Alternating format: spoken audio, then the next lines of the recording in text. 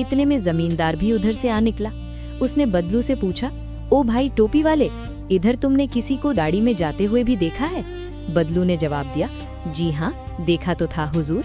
इस घोड़े गाड़ी में एक बकरी और उसके 3 मेमने भी सवार थे, मगर उसे निकले तो काफी देर हो चुकी है। जमींदार बोला, किस तरफ को गया है वो?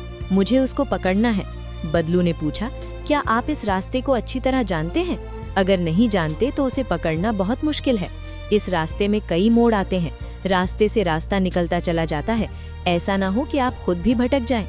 जमींदार ने उसकी खुशामद करते हुए कहा, अरे भाई, अगर ये बात है तो तुम मेरी मदद करो, उसे पकड़ना बहुत जरूरी है। आ जाओ मेरे साथ, घोड़े पर बैठ जाओ।